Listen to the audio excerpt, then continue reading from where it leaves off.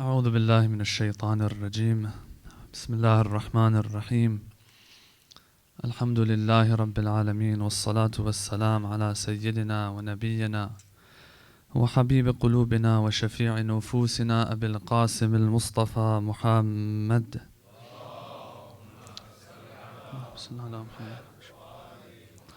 وعلى أهل بيته الطيبين الطاهرين واللعن الدائم على أعدائهم أجمعين. أعظم الله أجورنا وأجوركم بمصابنا بالحسين عليه السلام.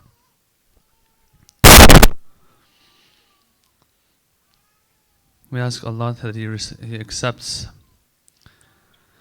the mourning that we have done, that we have had the tawfiq to do since last night, and that this mourning has an effect on us getting closer to Allah, cleansing ourselves, inshallah, so that we get closer to the dhuhur of the Hujjah. We don't want Ashura to be repeated.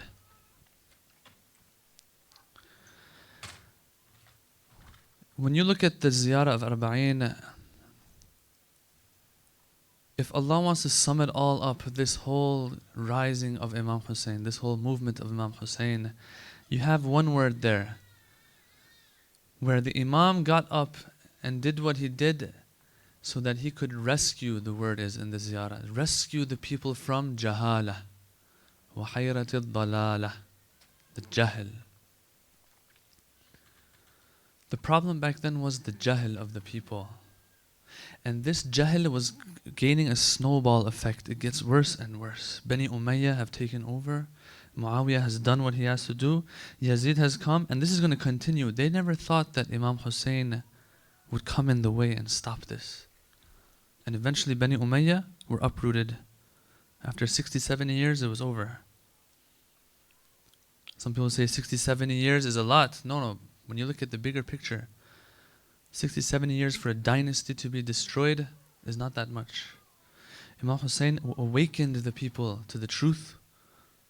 This jahl was the problem.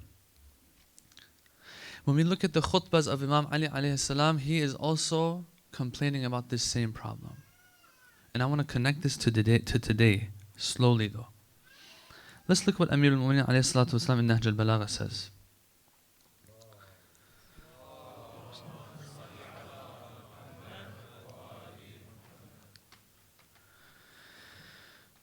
Khutbah 127, Imam Ali in the middle of it somewhere, he says, he's speaking to the Khawarij here.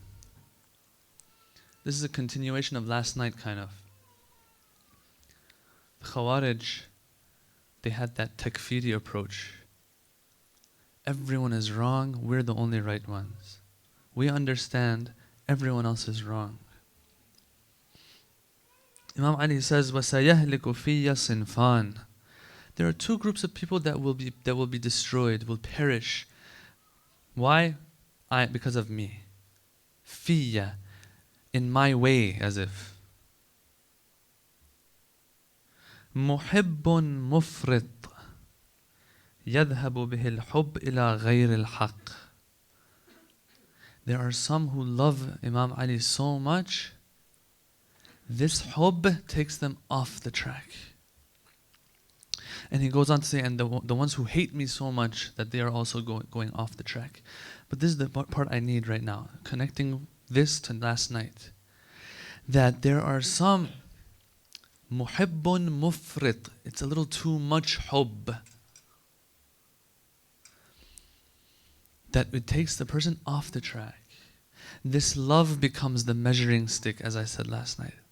Instead of the haqq being the measuring stick, this hubb, this excessive love becomes the measuring stick. Excessive love for Ahlulbayt is good. But the measuring stick has to always be the haqq. The Imam is saying these people will perish, will be destroyed. Another khutbah, I want to say how this jahl is taking over, is causing problems. The Imam somewhere else he says, وَلَا يَحْمِلُ هَذَا الْعَلَمْ إِلَّا أَهْلُ الْبَصَرِ وَالصَّبْرِ وَالْعِلْمِ بِمَوَاضِعِ الْحَقِّ. This alam, this standard that shows that the haqq is here, Who can carry this? 3 conditions. Ahlulbayt, basira. A person who has jahl. Basira doesn't come with jahl. The Imam doesn't even say hub here. The Imam says basira, basar. Looking at the bigger picture, not letting emotions take over. And I've said this a million times, I'll say it again. I personally have a problem with people who say the emotion side of Imam Hussein, that's not that important. The message is important. No. The message is important. The emotion part is also as important. We should hold conferences and speak about the message of Imam Hussein. That's good, but that will never take the place of emotions. If there are no emotions, the message won't survive. Allah subhanahu wa ta'ala wants the message to be carried on the river of our tears to future generations. That is the means. We don't have a problem with emotions. Emotions are good. They're supposed to be there. Every tear that is dropped is one step closer, inshallah, to dhuhur. Inshallah. But, as I said again, when you want to determine deen, when you want to determine boundaries, when you want to define Islam, you have to use those standards which the Ahlulbayt have given you. Or else you will fall, you will perish. The Imam is saying here, basar, basira. That's number 1. Sabr. Number 2. Number 3, al-ilm bimawadi' al-haq. You have to have knowledge of where the haq lies. Not hub. He doesn't mention it here. فَامْضُوا لِمَا تُؤْمَرُونَ بِهِ وَقِفُوا عِنْدَمَا تُنْهَوْنَ عَنْهُ, and so on. But that's the Imam, he's ma'soom. We'll talk about that inshallah. We're moving. We're slowly going to move, and we're going to talk about today and us. We don't want another Ashura to happen. It's not going to happen. Because the Sahib al-Zaman will not come if there's a chance that another Ashura will happen with him. And it only happened back in 1400 years ago because of the jahl of the people. We have to make sure that we get rid of it. With the leaving of jahl out of the window, one side, you can be sure that the ilm, the basira will come. We have to get rid of this jahl. We have to have sabr. Can't push things. See what the measuring sticks exactly are. These 10 nights were for what?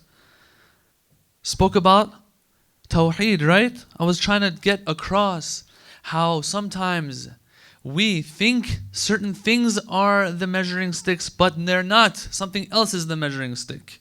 This is a sign of that. This is a necessity of that, is necessitated by that, but it's not exactly that. This precision. And you can tell that I'm working my way towards ulama again. This is what the Imam is saying. Another one. Saying number 65 in some versions of the Nahj al-Balagha, 70. قال عليه السلام لا ترى الجاهل إلا مفرطا أو مفرطا. You don't see the jahil except in one of 2 states. Either he's going overboard or he's totally neglectful. In any case, it's one of 2 extremes. Extreme and extremism is no good, ever, never. It's always condemned. So if you ever see someone going overboard, there's somewhat a trace of jahl in that person. If there is ilm, there is less extremism. The more jahl, the more extremism. According to this, these are the conclusions we draw from this Nahj al-Balagha. Another saying which is also famous, number 139 or 147, once again difference in which version of Nahj al-Balagha. قال كميل بن زياد, Kumail bin Ziyad, the close companion of Imam Ali alayhi salam, he says, أخذ بيدي أمير المؤمنين عليه السلام, Ali ibn Abi Talib alayhi salam. He took my hand. فأخرجني إلى الجبان فلما أصحر تنفس الصعداء. The Imam, he takes my hand, he takes me somewhere out to the desert and he sighs. As if, look, he's saying like, okay, we're free now, no one's around us. I want to talk to you a little bit. ثم قال يا كميل إن هذه القلوب أوعية فخيرها أوعاها. These hearts are containers. The best of containers is the container that which holds more. I want to tell you things now. Take it from me. AKA, in other words, O people who come later, take this from me. الناس ثلاثة. People are of three types. فعالم رباني. You have the godly scholar. The scholar that has taqwa. The scholar that is detached from dunya. Not only detached from dunya. When you look at him in his life, you see that he doesn't have too much dunya in it. Parentheses. Parentheses. Ulama can't fool themselves by saying, Alhamdulillah, I'm not attached to dunya, but I own so much of it. This is a problem. Positions that you are in sometimes will bring about restrictions. Brothers, sisters, please pay attention. Just because something is halal, and you know, I'm all about the wajib and haram. These nights I've proven this to you, right? Just because something's halal per se, doesn't mean for all people holding different positions, it's going to be halal too. Okay, this is an exception. If you are an alim, and people look up to you, you have to be a little different. There are some more restrictions that you have to go by and observe.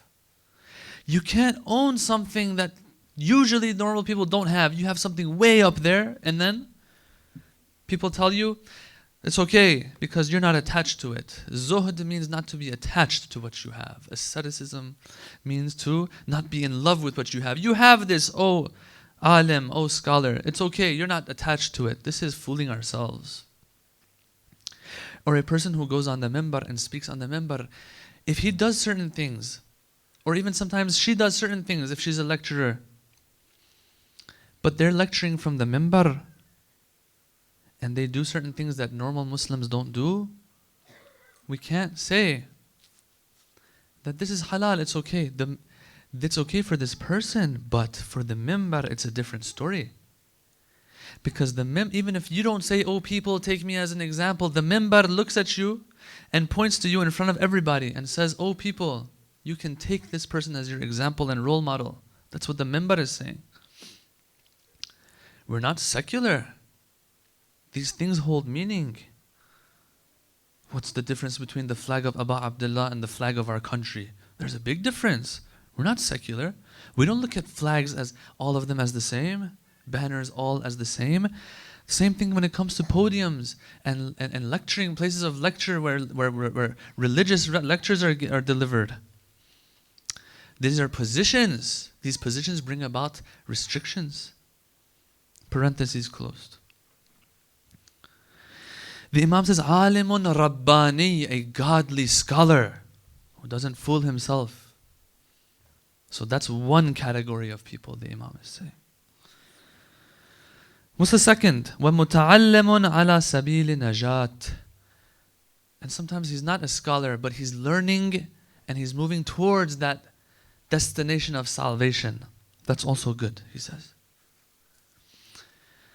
But then you have another category of people. وَهَمَجٌ رَعَاءٌ أَتْبَاعُ كُلِّ نَاعِقٍ يَمِيلُونَ مَعَ كُلِّ رِيحٍ لَمْ يَسْتَضِيءُوا بِنُورِ الْعِلْمِ. Then you have this third category. The translation goes like this: the common rot who run after every caller, every sound they hear, sounds good, reads with their ideology, with the way they think, the way they want Islam to be like, the way they want tashayyu' to be like. They hear that call, they run after it. And behind the direction of every wind that blows, they bend in that direction. The wind blows them in that direction. They're not firmly rooted and established. What's wrong with these people though? The Imam goes on to say that they didn't gain light from knowledge. They don't have knowledge. Jahl.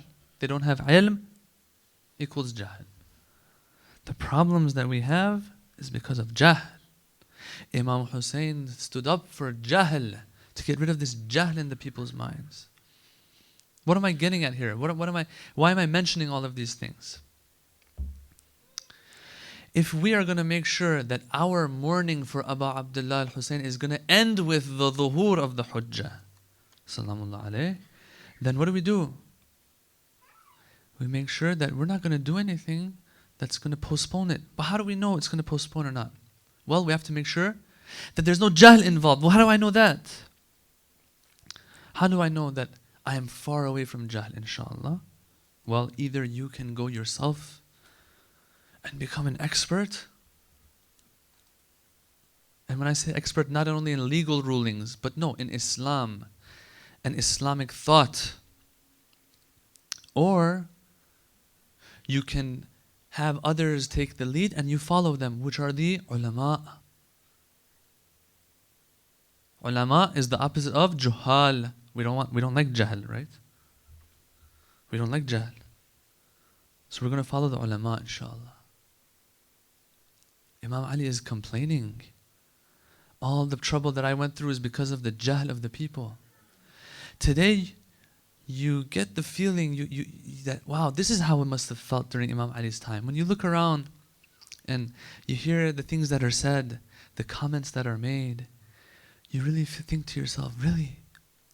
After 1400 years, we're still almost at the same point as we were then? Jahl? Ilm not being the measuring stick, other things being the measuring stick of haqq and batil. The solution is the ulama. It's the only guarantee we have. We don't have the Ahlulbayt today. We're not good enough. Every Muharram that comes and goes, we think that inshallah this Muharram will do something so that we're worthy. But it turns out we're not worthy yet. I speak about myself first and foremost. But we go to ulama for ahkam, right? What's haram, what's wajib, and so on, right? What you were citing is Imam Ali speaking to Khawarij, speaking to others about the conditions of then. It's not about wajib and haram. What are you talking about, ulama? What do ulama do? That's where the problem is. We haven't understood the scope of the authority of our ulama. Our precious ulama. We haven't realized it yet. Ulama, when it comes to Islam, it's not just ahkam, what's wajib, what's haram, and so on. If my hand has a stain on it, can I do wudu on it or not? Yes, this is what ulama do. But sometimes ulama will also help in the application of Islamic precepts. When will they do that? When Islam is in danger. When they feel the image of Islam is being tainted. I'll give you examples. The late Mirza al-Shirazi rahmatullah alayh. That we've all heard his story probably. I'll say it for you, but probably most of you have heard of it. But I'm going to say this because of another story. How he was a marja of his time. Of course, in that time, you didn't have an Islamic revolution or no, but even back then, when was he born? I think it was 1240 AH. Right now we're in 1436. That's almost 200 years ago. He comes out, he hears that there has been a concession has been given to the British. Iran, the Qajar dynasty has given a concession of the tobacco industry to the British. For 50 years, the British can monopolize the tobacco industry. And back then, tobacco was big and huge, they say. Everybody did it. They didn't know it was as bad back then than they do now. Although now that we also know, still it doesn't really matter sometimes. To the extent that people would break their fasts with this, they say. So now you have a marja. Mirza al-Shirazi. After the great Murtada al-Ansari, he is the marja of the Shia world. And not only the Shia world, Ahlul Sunnah come to him. So, O marja, you want to keep this status of yours? Stick with your wajib and haram and najasa and tahara, and khoms and so on. No. People uprise because this monopoly that is being done by the British, it has affected thousands of lives. People's livelihoods are compromised. Word reaches him in Samarra he was in. He tried to go to even Medina to be there. He tried to go to Mashhad, I think. Different places he tried to go to have his marja'iyah. He ended up in Samarra. Word reaches him in Samarra, Iraq, not Iran, Iraq. What did he do? 2 lines, very simple. Bismillah ar-Rahman ar-Rahim.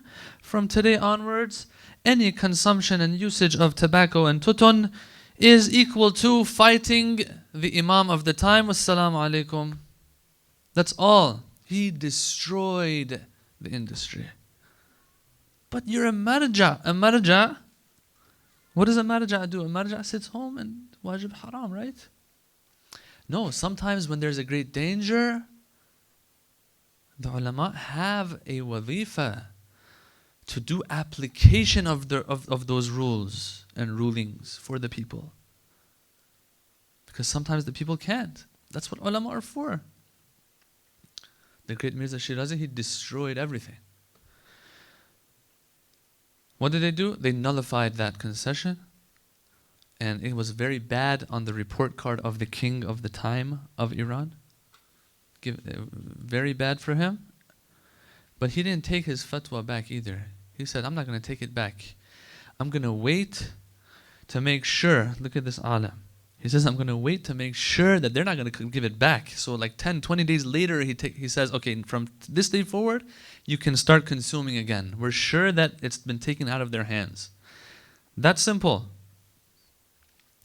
And some say, I haven't really looked into this, but some say that they saw him once crying, the great Mirza Shirazi. I said, why are you crying? He said, now the people know, the enemies know the power of marja'iyah and what an alim can really do.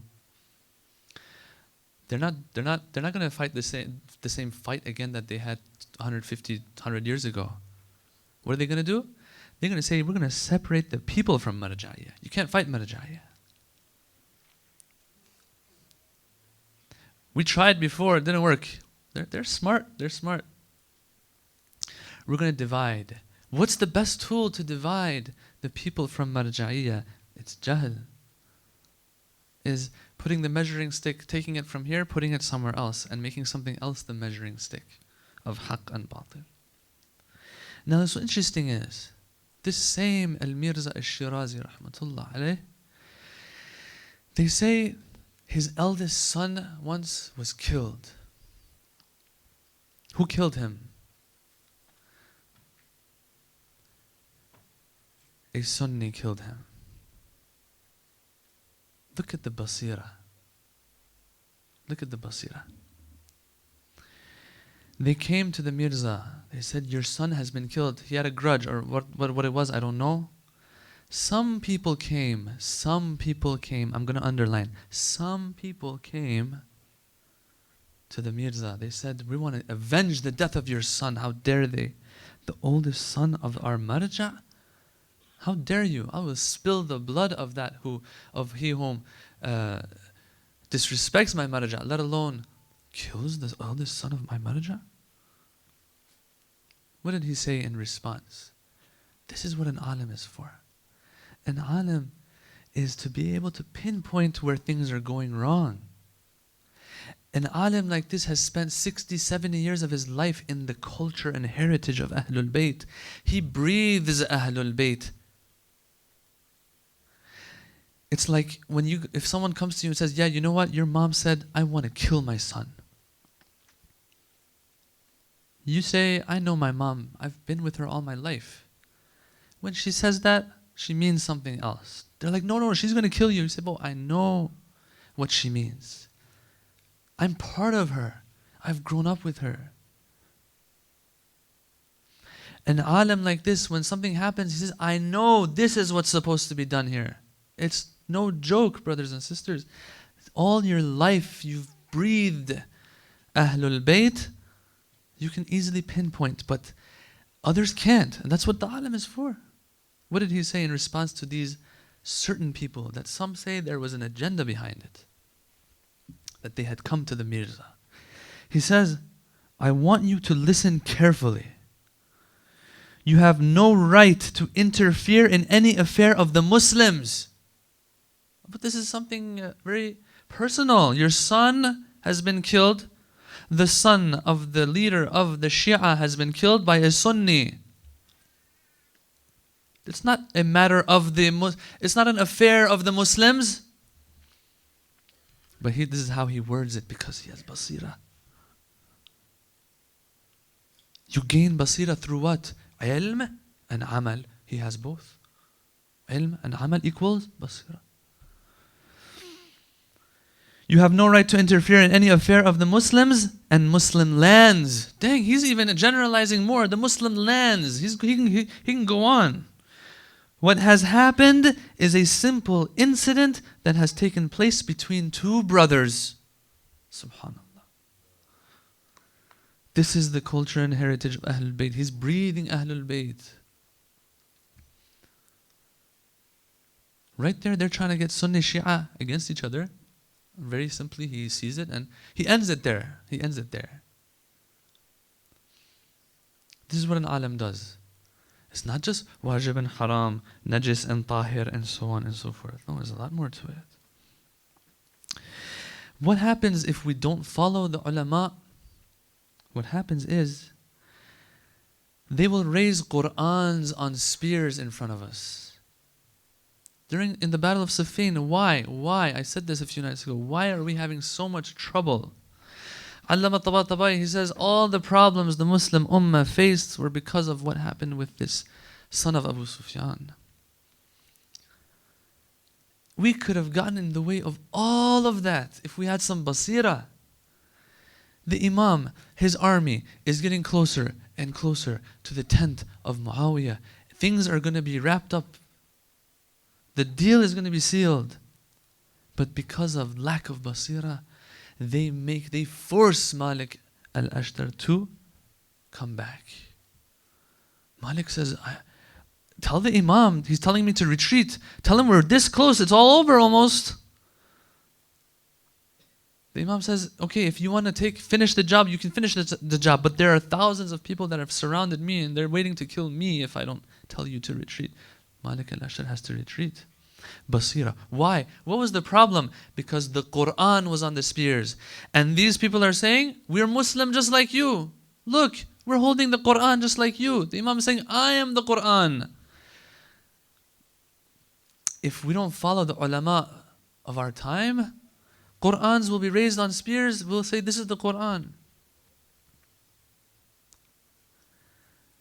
We will be told that Imam Hussein is the red line. Yes, Imam Hussein is the red line. But Imam Hussein is the red line, or the name of Imam Hussein and label of Imam Hussein is the red line. The label of the Quran was on the Quran of the spear, on the spears, not the Quran itself.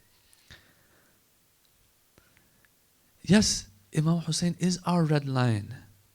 He's our red line. If we don't have Imam Hussein, then why live? Why be alive? If we're going to compromise the one thing that we're happy about that we have. The whole problem is we want to see, is this Imam Hussein? So that we say, okay, this is the red line, or is this a label sometimes? We have to be very careful and precise here. Who tells us this? Ulama tell us this, right? The alim of their time, Imam Ali, told them this is not Quran, but they didn't listen. But the ulama aren't ma'soom, they're not ma'soom. Okay, show me a ma'soom, I'll follow a ma'soom. What's the closest thing to a ma'soom though? And not just one. Even if it's one or two, there's tens upon tens that are supporting them from behind. So much ilm there. It's very hard for this to go wrong and not be the right path. What the ulama are telling us.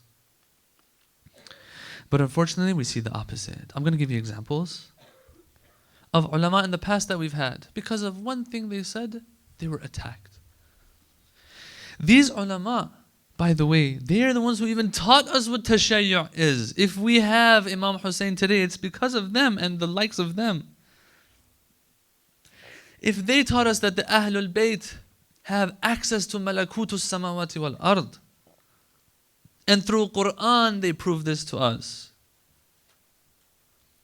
if they're the ones who taught us this, they're the same ones that unfortunately, sometimes you see people, because of one thing that they said, they go against everything they said. One example is Allama Askari, rahmatullah alayh. This man, his works are impeccable. Ma'alim al-Madrasatain was a revolution. He has photocopies of the letters written to him from our Sunni brothers out there in the world, thanking him for this work of his. Ma'alim al-Madrasatain, the teachings of the two schools. And other books that he has. خمسون ومئة صحابي مختلق. He was able to find 150 narrators of hadith that were totally made up. They didn't exist, but they exist in the chains of narrators of some hadith that are used to prove the Islam, the Umayyad version of Islam. He was able to pinpoint 150. It's impossible. Al-Quran al-Karim wa Riwayat al-Madrasatain. He has a work on just the Quran and the stuff he's done in this. And so on, other works.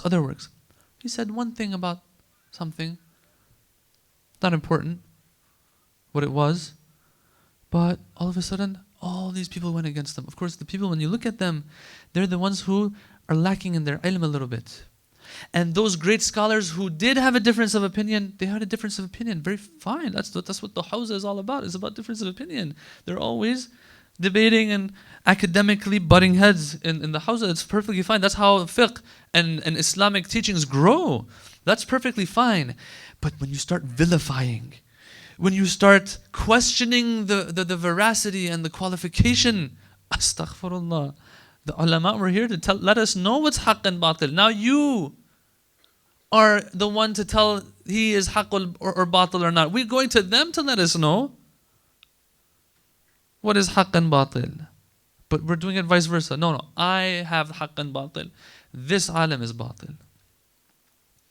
It's vice versa actually. The ulama are there to let us know. Another one. I've heard this story. I haven't seen it myself, but the person I heard it from had heard it from one of the greats himself apparently, and I'm relating that to you. Shaykh Abdul Karim al-Ha'iri, the founder of the Hawza of Qum. They say that back in that day, way back, decades upon decades ago, when he started this Hawza of Qum, he added to the curriculum. What did he add? Language. English. As I said, I haven't read this myself, but I've heard it from reliable people. English is part of the curriculum. What happened? This might be, 80, 100 years ago. I don't remember exactly.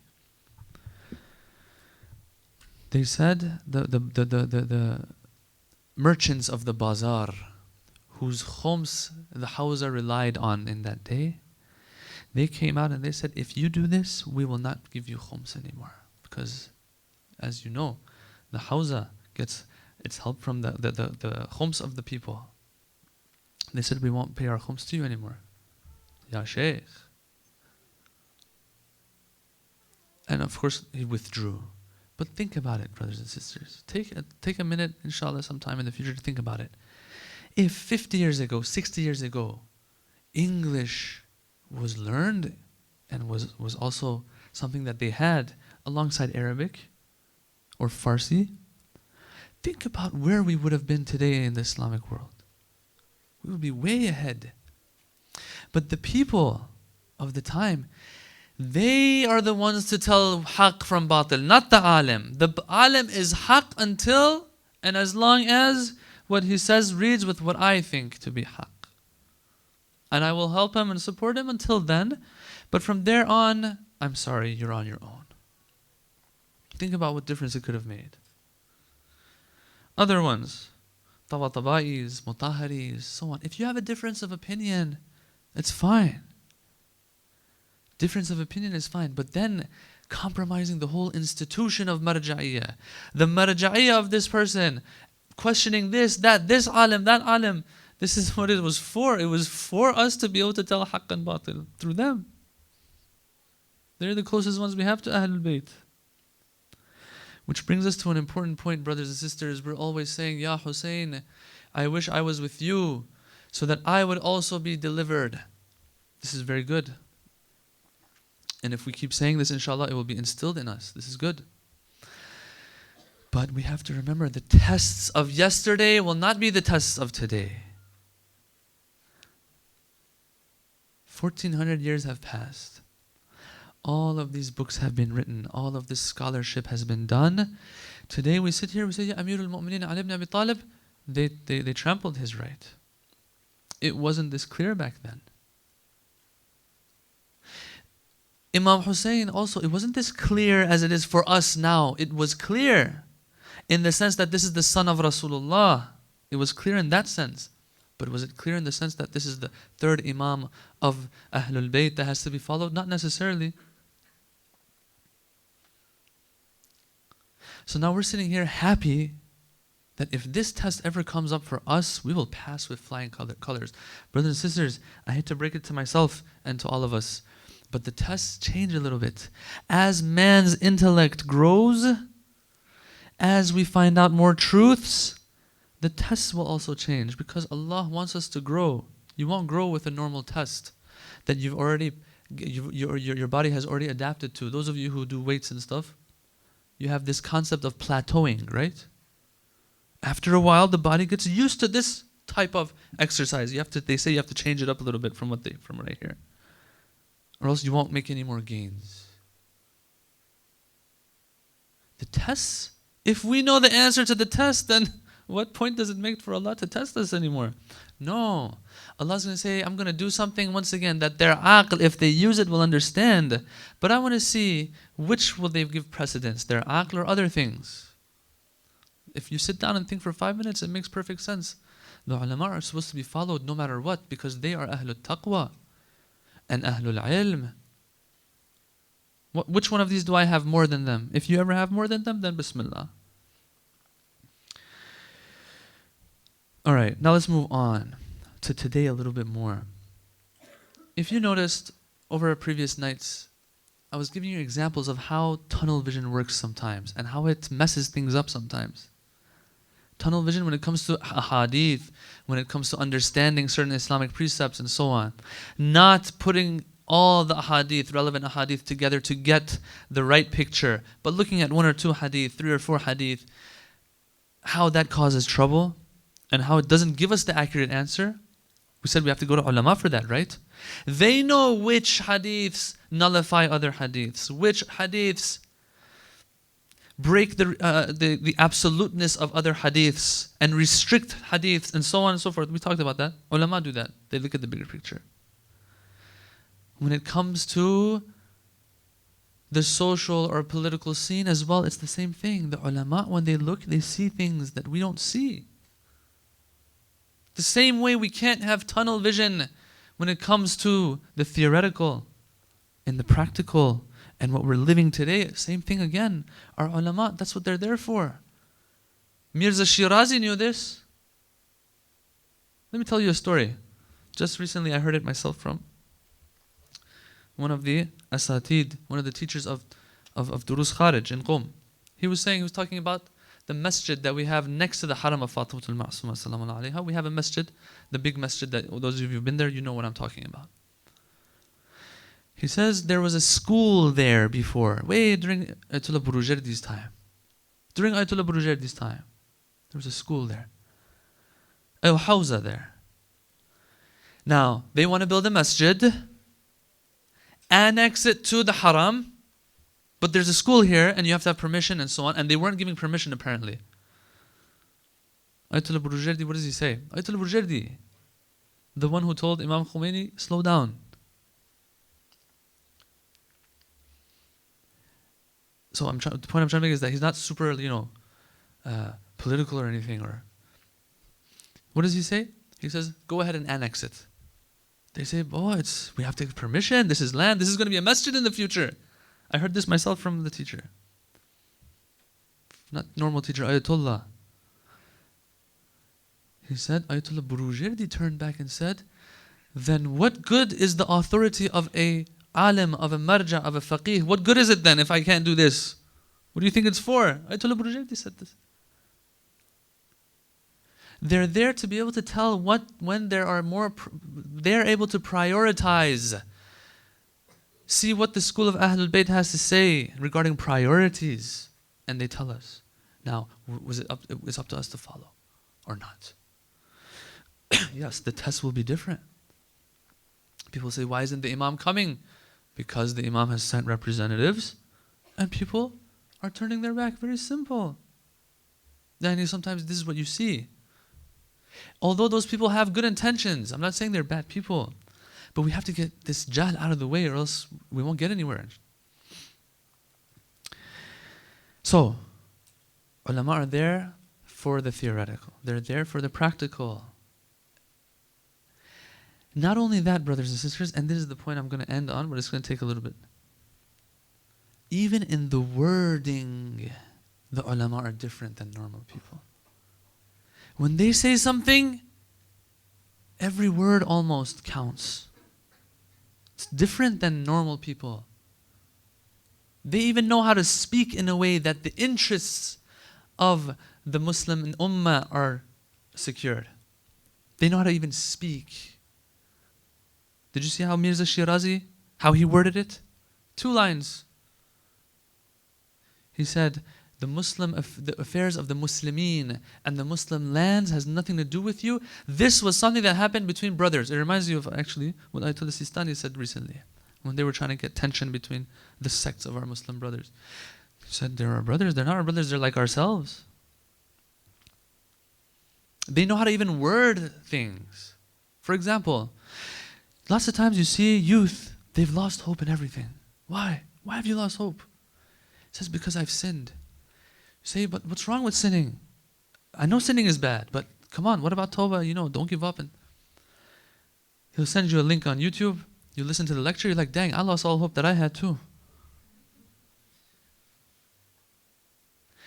The material that's being presented is right, it's accurate, but the wording is wrong. Even the wording is wrong. Remember a few nights ago, those of you who were here, I said, there's a difference between iqab, punishment, and istihqaqul iqab. Deserving punishment, there's a difference in how our teacher, he held our hand, he said, whoa, don't go on. Istihqaqul iqab, not iqab. I won't repeat. Those of you who are here, this is your bonus. You know what I'm talking about. This person has lost all hope just because of the way this person was speaking. But those ulama who know what they're talking about, who have ilm, they will not even speak in a way that will cause hope to be lost or too much hope to be given even. This is also a problem.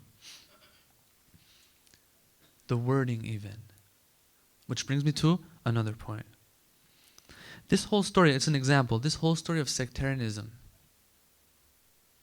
We have enough of it already. We have enough of it. We're tired of it. If there is a problem, we're not going to word it in a way that's going to cause more problems. Lots of our Sunni brothers, they have problems with us because they've been misinformed. Okay. Now we're going to start misinforming our Shia brothers about the Ahlul Sunnah to cause more problems and say, being Sunni is the problem. Can't say it like that. That's not the way the ulama say it. I don't know. I'm a normal person like all of us. That's not how the ulama talk when they talk. Wording has to be very precise. I want to talk about this Sunni thing a little bit more because this is something that is always being talked about and you feel like sometimes the wording is wrong. Brothers and sisters, it's not our Sunni brothers' fault. Okay, we can't say that, people in Saudi Arabia you have 4 imams buried in your country, you have the Prophet buried in your country. How can you still not know the truth? It's not their fault. It goes back to the Umayyad version of Islam. That Islam al-Umawi,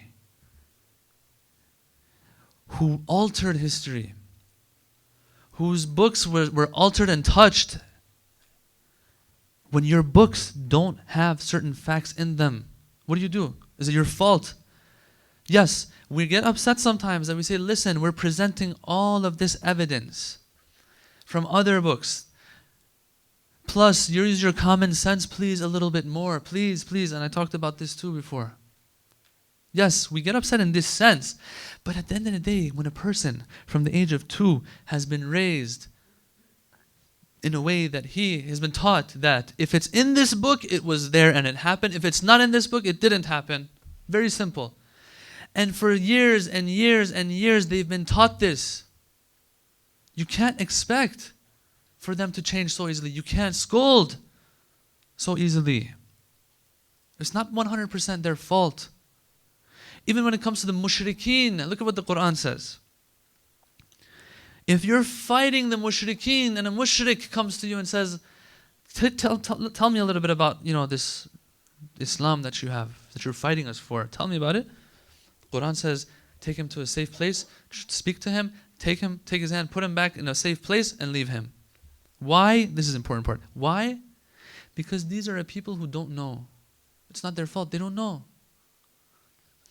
Surah Tawbah verse 6, if any of the polytheists seeks asylum from you, grant him asylum until he hears the word of Allah. Then convey him to his place of safety. That is because they are a people who do not know. Yes, lots of them don't know. Where are we putting the measuring stick? How are we going to word it? Are we going to say Sunni? Or are we going to say no? Extremism. That's where our ulama are putting this measuring stick. I don't remember any alim, any great marja wording it like this. But we see that slowly we're moving in that direction. Slowly you hear things here and there that this is the measuring stick now. And if we don't do something about it or talk about it a little bit more, this is going to become normalized, and slowly before you know it, both they have a problem with us and now we have the exact same problem with them. That means bloodshed. That means nothing getting fixed. This is what the ulama are here for. I remember when I was a kid, I was reading a report today actually, and I thought I'd share this with you. Just today. Of a mosque that I wouldn't go to much because it was in another city, but we would go there every now and then. It's still there, alhamdulillah, and still functioning. I was reading a report today from it. Then that same person, he's gotten very old, but he still runs it. It's an interview. They're asking him about his center and so on. He talks about how Sunnis come to their majlis and they cry for Abu Abdullah. They cry for Abu Abdullah. Our Sunni brothers. And I'm sure those people who word it in a way that being Sunni is the problem, even them, they don't mean it like that. But this is the problem. An alim knows how to word things. Someone who's not an alim doesn't know how to word things. You get what I'm saying? That's how delicate it is. And precise it is. He talks about how they come in. So someone will say, how can they cry for Abu Abdullah but not accept him? Even in Abu Abdullah's time, show me once or twice where Abu Abdullah screamed out to the people that I am the Imam of your time. Usually he's saying, I'm the son of the daughter of your Prophet. What have I done wrong? And so on and so forth. He's not saying the Prophet, he came, after him Imam Ali came, and then after him my brother, and now it's me, the Imam. You're killing the Imam of your time. Did he say it like that? The people of then didn't understand it. You expect the people of now to understand? If he's weeping for the grandson of the Prophet. Perfect, fine. We'll try our best to speak with him more if we get the chance, dialogue and so on. But at the end of the day, he's the problem? He's not the problem. But we're wording it in a way that he's the problem. Or I remember my classmates back in the day when we would go to school, when we were kids. We had different schools of thought. Their kids were coming to the same school that we were in. And some of them, their dads were sheikhs. So they would come to us and say, we've spoken to our dad, a Sunni sheikh. And he says that Yazid was one of the worst ever. And what he did was wrong. Yes, there's lots of people out there who believe this, but it's the extremist approach which says, no, even Yazid knew what he was doing and what he did was right. And Hussein ibn Ali, he made the mistake of going against the Imam of his time. We have a problem with that understanding, not this understanding. So, I'm going to wrap it up. Ulama are the ones to go to for lots of things. To the extent that when it comes to even wording, we go to them to see how they put things, how they say things. Because they know this word will instigate this.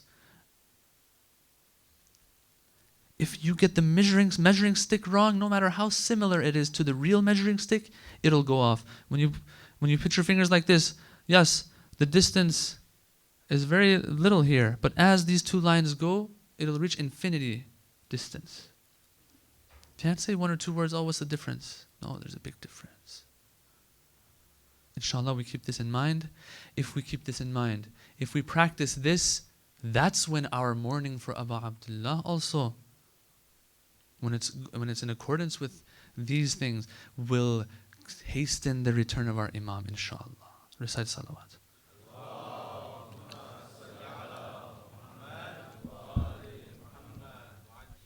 Assalamu alayka ya Abu Abdullah.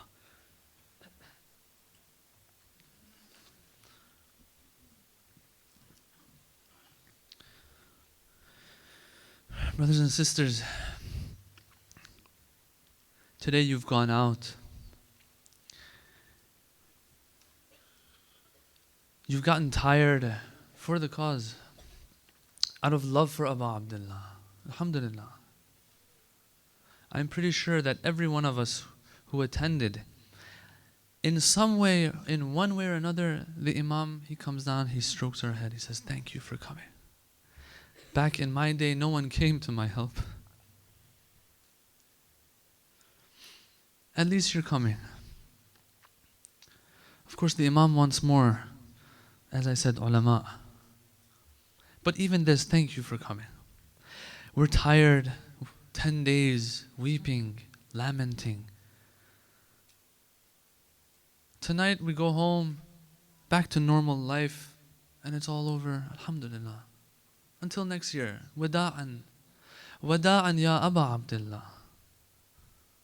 Until next year. Maybe Arba'een. Maybe next year.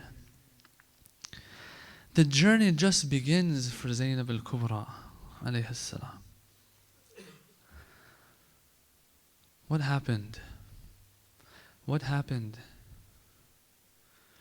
They finished the job of Abu Abdullah. These wolves, these animals, throughout the day. Throughout the day, their friends are being killed, falling to the ground. Akbar has killed.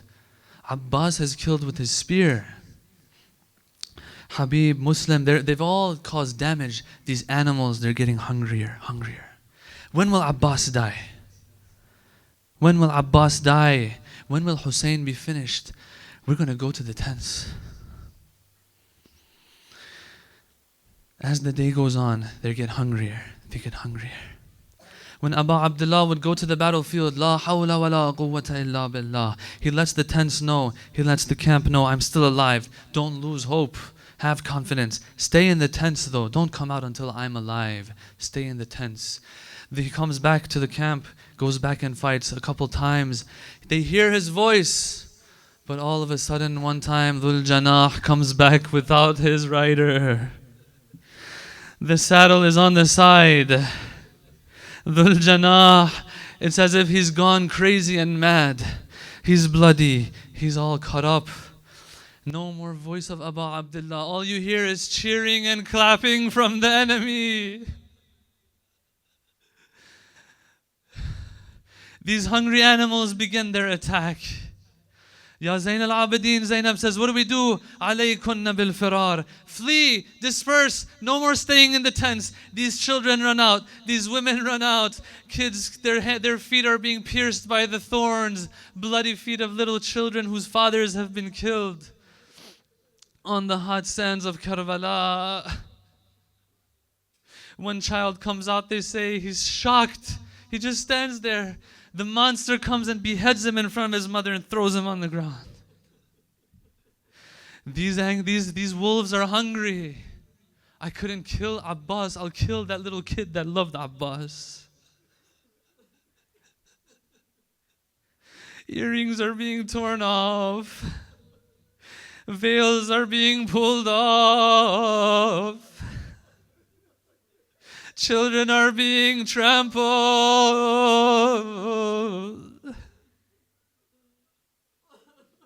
These children don't know where to go. Where's my Abbas to help me now? They burn the tents. Sajjad is even about to be killed. Lady Zainab has to fall on him. If you want to kill him, me first. I don't know how many times they lashed the body of Zainab. You're going to be punished for protecting Ahlulbayt. How dare you? How dare you try to keep Banu Hashim alive? You have to pay. Strike that back of Zainab. Teach her a lesson. How dare she hide behind Abbas when she ran into the battlefield over the body of Akbar? Where's your Abbas now? But that's not all. There's a place called Darul Harb, a tent that Abu Abdullah would take the bodies of the shuhada one by one. Before the enemy could get a chance to do what they want to do. These animals are hungry for heads. They come to the tent of Darul Harb. The fathers of these children, they're being dragged out. The heads are being severed. Atop of the spears they go. How dare you hide behind Abbas? Where is your Abbas now? We cut him to pieces. But that's not all. Meanwhile, there's a body on the plains of Karbala all alone. Dhul Janah, thank you for gently lowering down our master. Because they're not going to be gentle. Do you think they're going to leave this body alone? This body has clothing. We want the clothes. But they don't tear off the clothes just like that. They use the spears to tear off the clothing with the flesh. Ya Sahib az-Zaman, forgive me. They are tearing this body to pieces. They're tearing this body to pieces. Pieces of Abu Abdullah are being spread around. They want all of him. They tear him to pieces. They stone him because of his sin. But that's not all. Umar ibn Sa'd, why are you coming close? Because Abu Abdullah's bones are still intact. Abu Abdullah's bones are still sound. Give me 10 people to trample the body of Hussein. These bones have to be crushed. 10 of the worst of the worst. They changed the horseshoes. They trample the body on the chest and on the back. They say we heard the sound of the bones of Abu Abdullah being crushed. What was Hussein's sin? Tell me. What was wrong with the chest of Hussein? Tell me. Other than that the Prophet had kissed the same chest of Abu Abdullah. وأنا السبط الذي من غير جرم قتلوني. This body is being thrown around. That's why there is a distance between the grave of Abu Abdullah and where he was killed. The ulama say that this body was trampled so bad that this body was spread out onto the ground.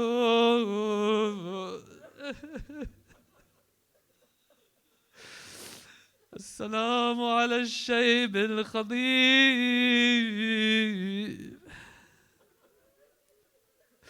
وأنا السبط الذي من غير جرم قتلوني.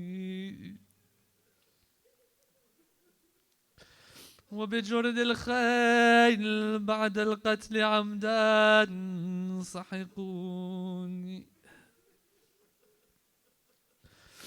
Atop the spears, atop the spears, there shines a sun. Who is this son? Abu Abdullah. Looking down on Zainab, reciting Quran. Oh, my sister Zainab, oh sister, save tears for tragedies to come.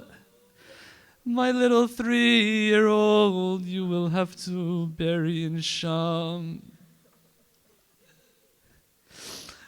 Oh sister, it was you and me from Medina to Karbala. Now you're all alone. Oh Zainab, your journey has just begun. ألا لعنة الله على القوم الظالمين وسيعلم الذين ظلموا أي منقلب ينقلبون.